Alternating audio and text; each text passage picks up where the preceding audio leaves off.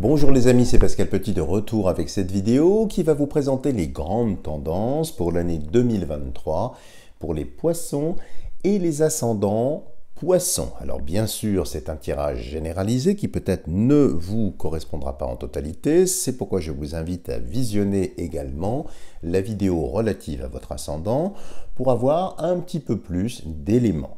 Et si vous souhaitez un tirage personnalisé, vous avez tout ce qu'il faut sous la vidéo pour me contacter et prendre rendez-vous. Alors, pour les prévisions 2023, nous allons faire ce que j'ai appelé un taroscope, c'est-à-dire une hybridation, un mélange entre les 12 maisons solaires traditionnelles de l'astrologie et le poids symbolique du tarot dans la version d'Oswald Wirth dans celui-ci. Alors, regardons tout de suite ce qui sort en maison 1. Alors, la maison 1, pour vous les poissons, c'est ce qui vous concerne vous personnellement. Ça va permettre de voir comment vous allez traverser l'année 2023. C'est aussi parfois l'intégrité physique, différentes choses. Donc, je vais devoir, au fil des maisons, des lectures, prendre plusieurs hypothèses pour évidemment gagner en résolution. Alors, sur la maison 1, qu'est-ce que nous avons? Il y a ici un cavalier de denier et la force. Alors, ça indique ici que ça va être une année très dynamique, une année où vous allez faire bouger les choses, où vous prenez les choses en main, à l'image de cette force ici, mais avec aussi un côté un petit peu duel, un petit peu aléatoire, parce que nous ne savons pas encore à ce stade du jeu si cette dame va maîtriser le fauve, ou au contraire si le fauve va lui mordre les doigts. Donc ça veut dire que dans ce dynamisme, dans cette énergie, dans cette effervescence pour vous les poissons, il faudra faire aussi attention peut-être au retour de bâton, à des actions peut-être inconsidérées, ou des choses qui sont un petit peu tangentes. Ici, c'est dynamique, ça avance bien, mais attention aux actions que vous allez poser. Le cavalier de denier ici, c'est de l'argent, alors qui vient vous libérer. Si vous étiez dans la panade financièrement, ici il y a des solutions, ça peut être un prêt, ça peut être un soutien. C'est très curieux parce que la maison financière, c'est celle que nous découvrirons par la suite, c'est la maison 2. Mais ici, c'est peut-être, je ne sais pas, de l'argent qui providentiellement vient vous permettre ici d'avancer. Et puis, c'est aussi la gueule d'un lion. Et les poissons, parfois, sont assez taiseux. Donc c'est peut-être ici aussi un symbole ou une sorte de clin d'œil, si j'ose dire. Attention, il faudra peut-être effectivement parler davantage, dire davantage les choses, vous exprimer, mettre des mots sur différentes choses. Donc sortir un petit peu de cette habitude, de cette posture un petit peu taiseuse qui est ici. En tout cas, belle année, dynamique. Il faudra faire attention, mais ça presque dans chaque décision, dans chaque action, mais c'est dynamique. Donc si vous étiez dans une année précédente où les choses étaient un petit peu au point mort, là c'est plutôt l'inverse, elles ont tendance à bien avancer. Alors, nous enchaînons sur la maison 2. Donc la maison 2, comme je vous l'ai dit en préambule ici, c'est la maison des finances, de l'argent. Alors de l'argent qui rentre, de l'argent qui sort. C'est pour ça que j'étais un peu étonné de voir ici le denier, mais pourquoi pas, ça sans doute aussi d'autres sens. Donc regardons sur la partie financière pour vous, les poissons. Alors 2, 4, 6, 8 de denier, qui sont bien placés ici dans la maison 2, et le monde. Alors ici intéressant, parce que le 8 de denier, c'est de l'argent, mais qui sort. C'est pas spécialement de l'argent qui rentre. Alors ça peut être un investissement qui serait fait collectivement, collégialement, avec le monde, possiblement avec un ou une partenaire ou avec la famille. C'est de l'argent qui est placé. C'est de l'argent qui va être mis à fructifier. D'accord? C'est de l'argent qui sort. Mais attention, nous avons vu juste dans la précédente maison ici la force. Et je vous ai dit attention parce que ce personnage peut peut-être possiblement se faire mordre les doigts. Attention ici aux excès de générosité pour le monde, puisque c'est de l'argent ici qui sort. Donc c'est plutôt une maison intéressante ici, mais c'est de l'argent qui sort. Alors la bonne nouvelle, si l'argent sort, c'est que vous en aviez, ou tout au moins suffisamment. Si vous êtes au contraire dans une situation un petit peu plus précaire, un petit peu plus difficile d'un point de vue financier, là ça indique plutôt des démarches pour essayer de consolider votre budget, essayer de rester en équilibre. Il y aura des soutiens, mais ça reste quand même un 8 de denier. Donc je ne peux pas vous garantir un soutien tout le long de l'année quand je vois ça.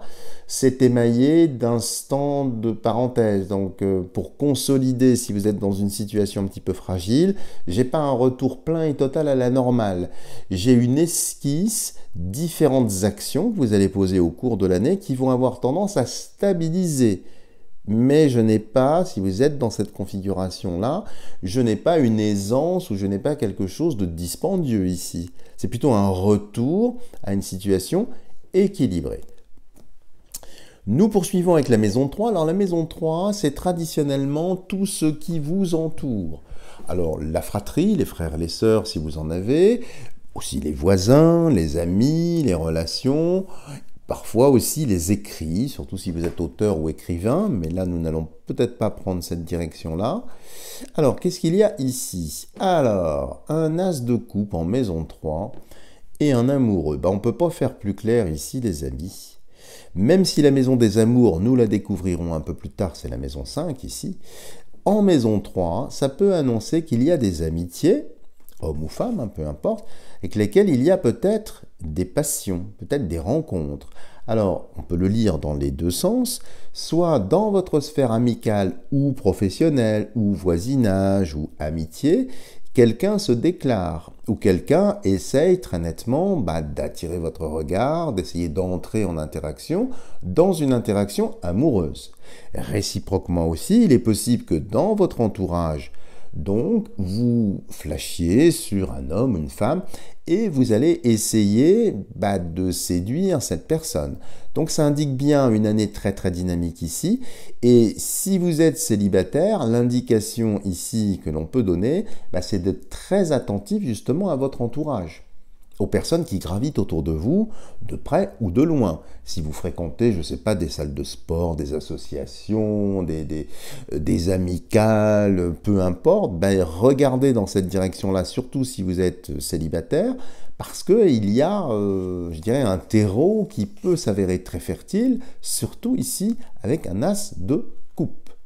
Et puis ici, pour les frères et les sœurs, si vous en avez, ça peut annoncer ici la stabilisation d'une relation pour frères et sœurs, qui peut, mais c'est pas obligé, il faudrait voir un peu plus loin en maison 5, mais enfin, le défaut là du tirage, si vous voulez, c'est que c'est un tirage général, et normalement, ça c'est un tirage que je fais à titre personnel, pour avoir plus de choses. Donc, je ne veux pas déborder dans cette direction-là, mais si vous avez des frères et des sœurs, il est possible qu'il y ait un mariage, une stabilisation ou le retour à une situation plus stable.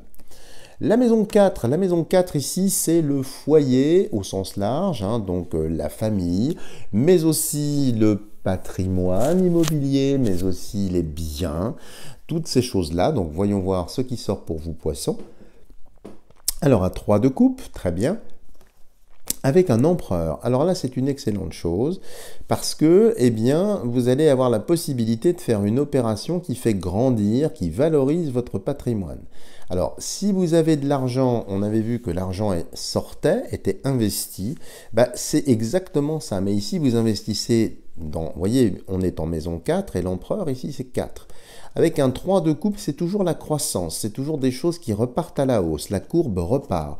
Donc, si vous avez la capacité d'investir, vous allez bien investir, c'est judicieux, c'est bien posé, ça fructifie, donc ça va se multiplier, il y a une fonction croissante, comme on dit en mathématiques, qui permet d'aboutir au résultat escompté, c'est plutôt très bien, très très stable.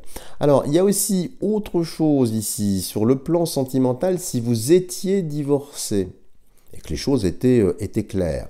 Il y a la possibilité du retour d'un ou d'une ex. Si vous êtes dans ce cas-là, attention, parce que là, c'est un peu moins sympathique, c'est peut-être un petit peu plus bancal. Attention que les apparences ne soient pas trompeuses. j'en reviens à ce que je vous disais dès le départ, de ne pas vous faire mordre. Donc étudiez la situation, regardez, n'ouvrez pas tout de suite la porte de votre cœur, soyez un petit peu attentif à tout ça, mais ça peut indiquer aussi le retour d'un ou d'une ex ici. La maison 5, maison très importante évidemment pour l'ensemble du zodiaque, c'est la maison des amours, mais aussi la maison des projets, mais aussi la maison des enfants. Donc vous voyez, la richesse de cette maison va m'obliger forcément à prendre plusieurs hypothèses. Alors, qu'avons-nous ici? Un 10 de coupe. Ça c'est formidable le 10 de coupe parce que c'est, je vais vous expliquer tout de suite, et nous avons l'impératrice. Alors, superbe, hein, parce que vous voyez, dans la maison précédente, la maison 4, il y avait l'empereur. Bon, ici on a l'impératrice. Vous êtes d'accord avec moi que l'empereur et l'impératrice, ça forme un couple. Avec en plus un 10 de coupe qui renverse les choses, qui permettent de sortir d'une situation. Donc là, c'est génial à plusieurs titres. Si vous êtes célibataire, il est possible ici que vous rencontriez quelqu'un, on l'avait vu dans la sphère amicale, que ça transforme l'essai, que ça devienne stable, très stable. Mais ce qui est très amusant, je la repose pour que vous voyez bien l'iconographie ici, hein, on voit vraiment le retour peut-être de quelqu'un, homme ou femme. Ça peut être des anciennes amours qui n'ont pas abouti et qui la reprennent un petit peu d'épaisseur, reprennent des choses. Donc sur la maison 5, ça va être une année très très intéressante pour vous les poissons, avec une stabilisation, et là c'est stable. Il y a certains autres signes, vous l'avez peut-être vu si vous avez regardé les autres vidéos, où c'était plutôt instable. Là, dans votre cas, les choses sont stables. Mais pourquoi? Parce que vous avez fait preuve de force, de discernement, je vous ai dit, année dynamique, où vous parlez, où vous revendiquez les choses, où vous les dites, vous les posez, et forcément, eh bien, quand on est dans cette posture, quand on est dans ce dynamisme, on aboutit ici à des résultats. Autre chose aussi qui peut être intéressante, si vous avez des enfants qui poursuivent des études, c'est d'un très très bon présage parce qu'il y a ici une réussite à des examens, quels que soient ces examens. Peut-être aussi l'entrée dans des écoles supérieures, si vous êtes concerné, avec en plus des facilités, peut-être du piston, peut-être de l'aide pour vos enfants, et qui vont vers quelque chose d'extrêmement intéressant ici. Donc c'est plutôt très bien. Nous poursuivons le jeu avec la maison 6. Alors la maison 6, on n'aime pas trop cette maison-là traditionnellement parce que c'est la maison des obligations. C'est les choses qu'on est obligé de faire, où on ne peut pas se soustraire. Alors évidemment, parmi les obligations, bien évidemment, il y a le travail, mais aussi parfois les problèmes de santé, moins graves qu'en maison 12, mais bon, n'allons pas trop vite. Donc regardons ce qui sort ici en maison 6. Alors en maison 6, il y a le cavalier de bâton, pas mal pour la maison 6, et ici il y a le fou. Alors le fou, traditionnellement ici, dans cette position-là, attention aux problèmes aux jambes, aux pieds, en règle générale. Hein. Vous savez très bien que le signe des poissons est relié aux pieds. C'est pourquoi le Christ se faisait laver les pieds. Enfin, je ne vais pas aller trop loin avec ça, sinon je vais y passer des heures. Mais ici, attention à des petits accidents domestiques sur la partie inférieure du corps. Donc jambes, genoux, pieds, marche, démarche, qui peut être un petit peu entravée, qui peut être perturbée. Avec un cavalier de bâton, ici, bâton vert sur bâton rouge, ça peut indiquer une perte d'équilibre. Attention justement à tout ce qui est déplacement, démarche. Au sens large aussi, attention, mais c'est des choses bêtes, hein. Le fou, c'est toujours des choses complètement bêtes. Je ne sais pas, vous tournez trop court, vous ratez un trottoir, vous ratez une marche, vous tordez la cheville, ça peut être des lumbago aussi, légèrement plus haut. Donc, prudence ici avec ça. Maintenant, il y a aussi autre chose d'assez particulier concernant le travail. Votre travail, vous avez peut-être envie de le quitter, de partir, de changer de travail. Parce que ça devient fou, ça devient un petit peu compliqué, l'ambiance peut être un petit peu anxiogène ou complètement vide de sens. Eh bien ici, il y a le cavalier de bâton qui vient vous tendre des opportunités, la possibilité de saisir justement ce bâton, d'enfourcher ce cheval et d'avancer dans une autre direction.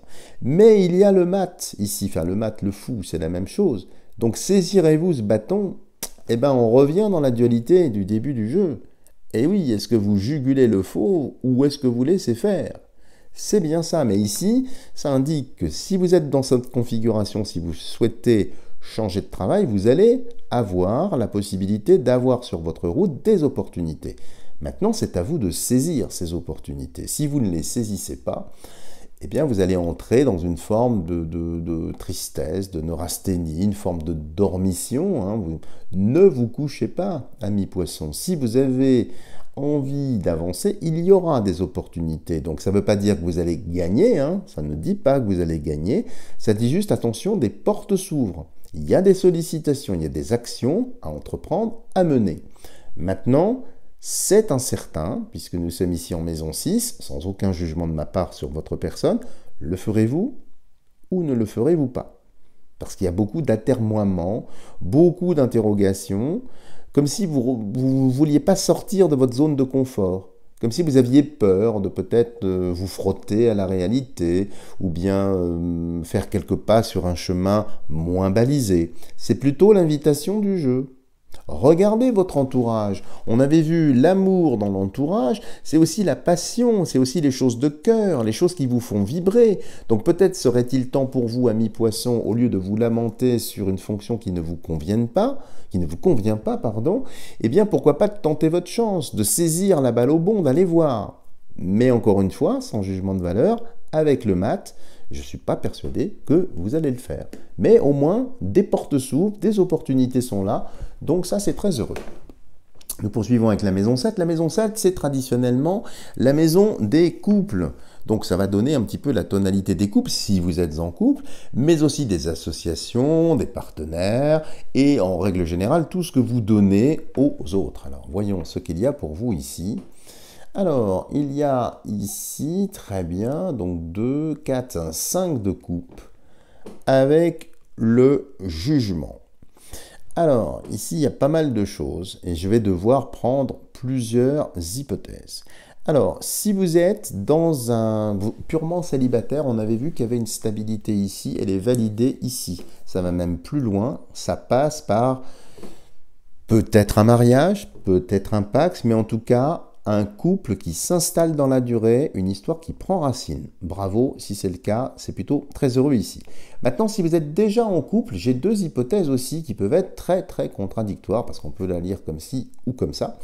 Alors, si vous êtes en couple dans une relation où les choses vont bien, où elles sont plutôt bien posées, eh bien attention, parce qu'il semblerait que votre partenaire, homme ou femme, hein, peu importe ici, eh bien, va peut-être être en crise.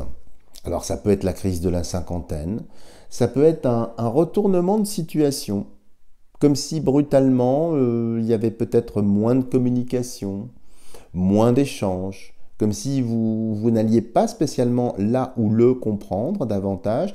Donc il faudra ici ajuster les curseurs, crever ce commencement d'abcès pour éviter effectivement de laisser la purulence vous entraîner dans des directions qui ne seraient peut-être pas très agréables ici. Maintenant, autre hypothèse, on va la mettre comme ça, si effectivement vous êtes dans un couple où les choses sont déjà plus tendues, plus précaires, là ici c'est le commencement de la fin. Parce que ce jugement, c'est un jugement de, 3 petits points, divorce qui vient. Tout au moins, parce que je ne vais pas mentir, c'est pas le divorce, mais c'est, si vous voulez, un fossé, mais très béant, très puissant, avec un 5 de coupe. Là, c'est beaucoup moins sympathique. Là, il y a vraiment une séparation, comme ce tombeau qui est ici, hein, qui est une forme de fossé qui se creuse comme ça. Donc, si vous êtes dans cette configuration-là, ça va être assez pénible. Il va falloir effectivement choisir. La maison 8, c'est la maison un petit peu, je l'arrange ici, la 7. La maison 8, c'est la maison de l'inattendu, des choses qui peuvent brutalement accélérer le cours des choses dans un sens ou dans un autre. Et ici, c'est aussi une valeur un petit peu plus spirituelle. Alors, il y a déjà un 4 de denier et ici, un battleur. Alors, j'ai déjà un lien très fort avec les précédentes maisons. Je vous parlais d'une situation compliquée pour certaines personnes où le couple était tendu. Ça, c'est carrément l'amant ou la maîtresse qui sort. Donc, soit qui est déjà là et qui influence la posture, qui renforce donc une certaine animosité dans les protagonistes du couple et qui remporte la partie. Ça peut indiquer aussi une tentation, alors faible ici parce que c'est un battleur, hein, une tentation d'aller dans des amours un petit peu plus légères, un petit peu plus aériennes.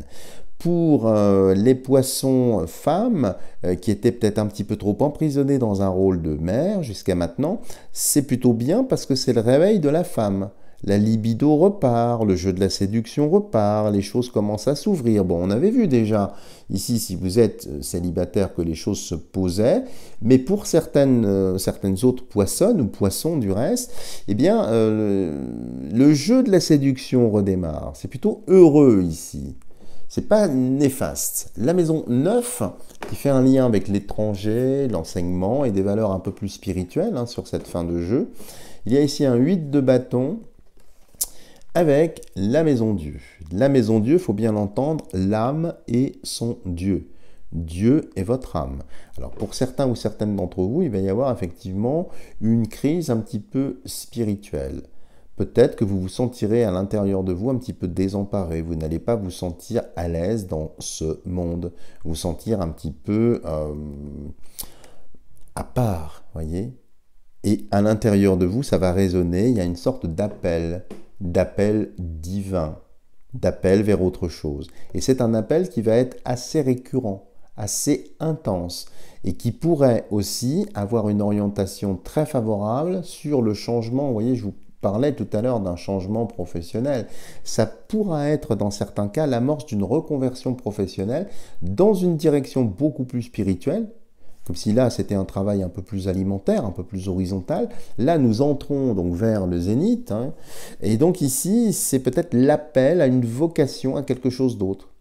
Donc à changer de route, à commencer tout au moins à réfléchir, à faire le bilan que vous ne pouvez plus continuer à vous mentir, vous ne pouvez plus continuer à faire les choses qui vous poussaient jusqu'alors. Un autre axe s'ouvre. Vous avez entendu l'appel, comme disaient les anciens. Si vous voyez de quoi je veux dire.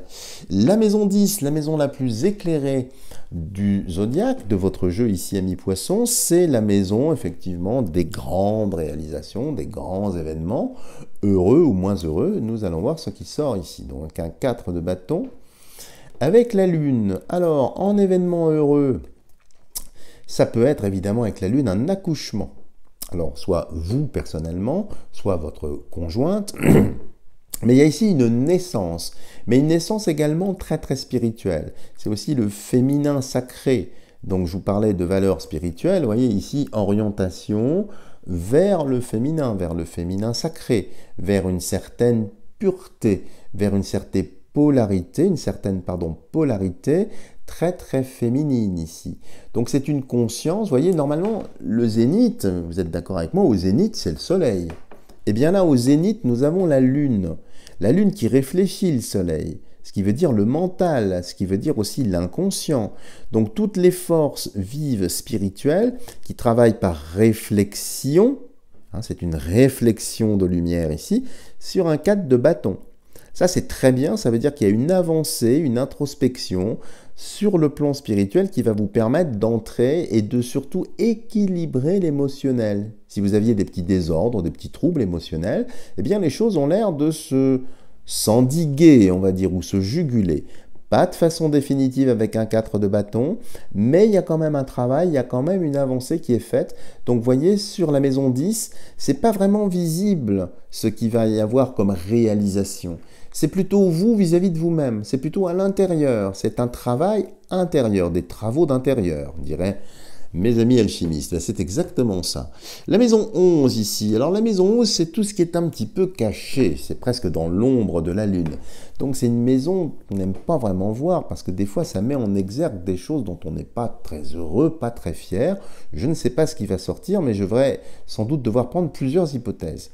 Alors ici il y a un valet de denier avec le pape. Alors ici, ça traduit déjà en maison 11 peut-être des amours secrètes. Avec un homme ou avec une femme, hein, bien évidemment. Et quelque chose qui est caché derrière un travail, derrière un prétexte, derrière pas mal de choses. Ici aussi, ça peut annoncer, eh bien, peut-être une stratégie au côté professionnel, à caractère professionnel, pour vous permettre de rejoindre un autre poste.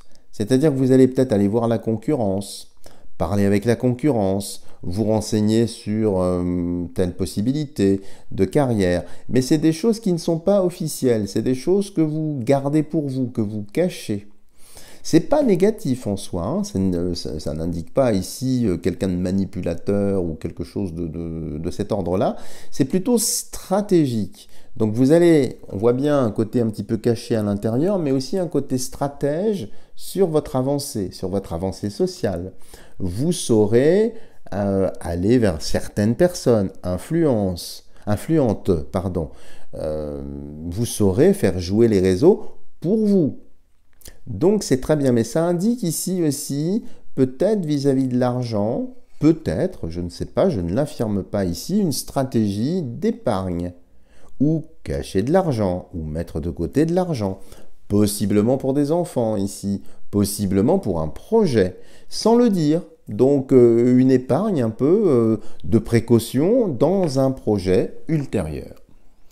Et la maison 12 que personne n'aime évidemment parce que c'est la maison des choses graves, funestes, des graves maladies, des cancers, des choses vraiment pas joyeuses, des morts subites et autres et autres. Donc nous n'allons pas y rester des heures, mais c'est toujours par souci de complétude très important d'y jeter un œil. Alors qu'est-ce qu'il y a ici? Il y a déjà un valet de bâton et un ermite. Alors le valet de bâton, ça indique déjà des nouvelles aussi, c'est le postier du jeu, en passant par là. Donc en maison 12, vous allez peut-être avoir des nouvelles de qui? De personnes âgées, de personnes retraitées. À l'inverse, peut-être que vous irez voir des personnes âgées et que vous apprendrez des choses alors qu'ils ne sont pas très heureuses sur l'état de santé effectivement de personnes vieillissantes. Alors possiblement qui ont peut-être perdu la tête ou qui sont en difficulté pour se déplacer. Ça, c'est la première chose que ça indique ici. Maintenant, ici aussi, ça indique quelque chose de favorable et de très positif. Si vous avez débuté une introspection, une analyse, voire une psychanalyse ou une forme de thérapie vous permettant d'aller mieux, bien ici, ce valet de bâton, pardon, décidément je suis fatigué, on arrive à la fin du zodiaque là, pardon, eh bien c'est la possibilité d'avoir un levier, d'avoir une porte qui s'ouvre pour y voir plus clair. Donc ici, il y a bien une avancée et c'est surtout une carte de libération. Vous vous libérez, ça peut être d'addiction, ça peut être de petits travers, ça peut être de tocs si vous en souffriez. Il y a la libération de ce genre de choses. Maintenant, attention ici, ça l'indique aux pieds, ça je vous l'avais dit précédemment, parce que les pieds sont verts sur cette iconographie, mais aussi au squelette en règle générale, aux articulations, à la démarche. Attention à ça, ça pourra pour certaines personnes cacher des maladies du squelette aussi à surveiller. Voilà les amis, si vous avez aimé ce tirage, n'hésitez pas à me mettre des tonnes de petits pouces en l'air. Si vous n'êtes pas encore abonné à ma chaîne, n'hésitez pas à le faire pour être sûr de ne rater aucune vidéo. Et je vous dis à bientôt pour une prochaine vidéo.